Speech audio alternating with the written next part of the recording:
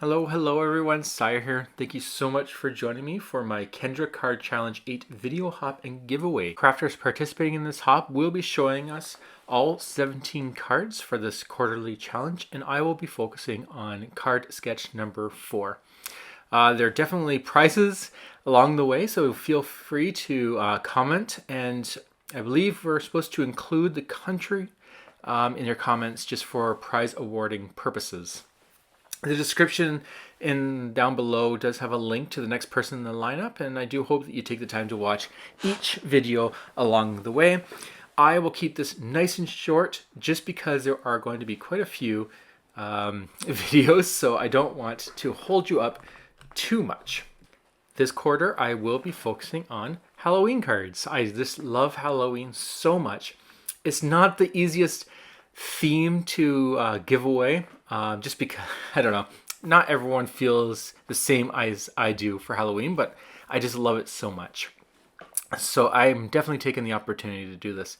The products that I'm using are from Cat Scrappiness. This is a 3-layered stencil, and it comes with a bunch of different circles. I will leave the information in the description below in case you're interested. And I am going to color this in 3 colors. And I did the green, the purple, and I'll do orange. And it's matching the stripes on that banner in the pattern paper there on the top left-hand corner. The colors that I am using is from 3 different companies. It just happened to be the perfect colors for me. And the green was Concord and Ninth's Sprout.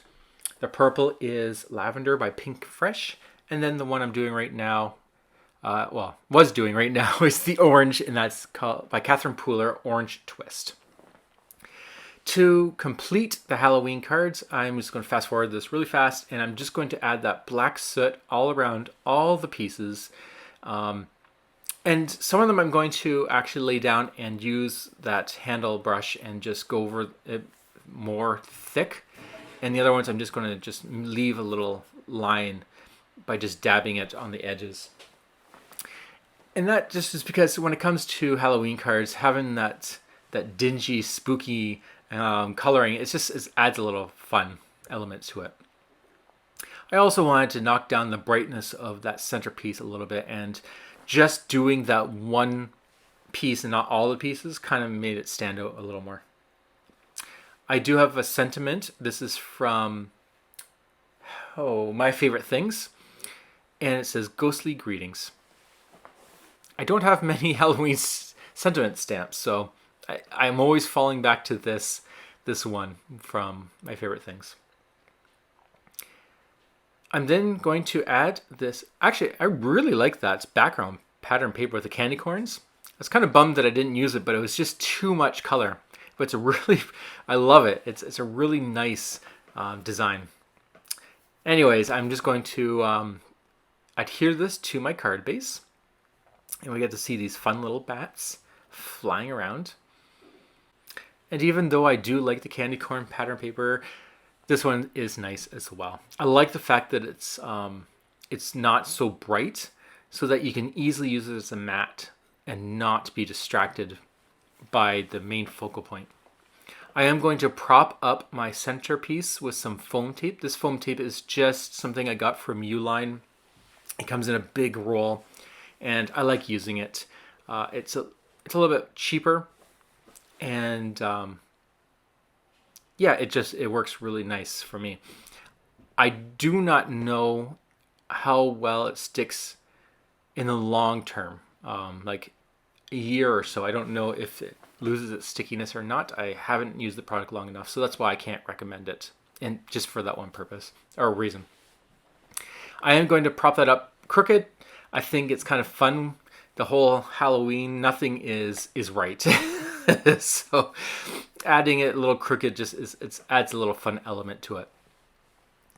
And then I'm just going to make sure that the banner doesn't sag by adding some more foam tape to the base, so that it'll keep it propped up the same level, or pretty close to the same level as that centerpiece with my sentiment on it. So I'm following the sketch very, very closely. The only difference now is I'm not going to be using a star. I'm going to be using this ghost, which is also from Cat Scrappiness. I did cut it in 3 because I wanted a little bit of thickness, and I thought that'd be kind of fun. I do that with sentiments, like word die sentiments. So I thought I would do that with this one as well. And I did add a little bit of black cardstock in the back because I don't want the face to, I don't want the background to show through the eyes and the mouth. So you just add a little bit of cardstock to that, and now you have a cute little ghost with little black eyes and a smiley face. This could be used as a bow tie, but I like for a boy. But I'm going to put it in the hair, so it is now a girl ghost. And that's it. I could have easily added more to that. I could have added some gems. I could add some glitter. There's so much you can do with it, but I was very happy with how it turned out. I just think it's really cute. So that's it. I do hope you check out the other videos and maybe take part in this challenge. It's quarterly, so you have until the end of the year, I believe now, and you can win prizes along the way. It's actually quite fun. So there will be links to download the free PDF and all the other important information that you'd need to complete it. And of course, there's the Facebook group that you can post your work.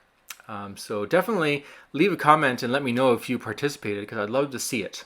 I really like seeing what people come up with. So thank you so much for joining me. I hope you have a wonderful, beautiful day, and I'll talk to you all later. Take care.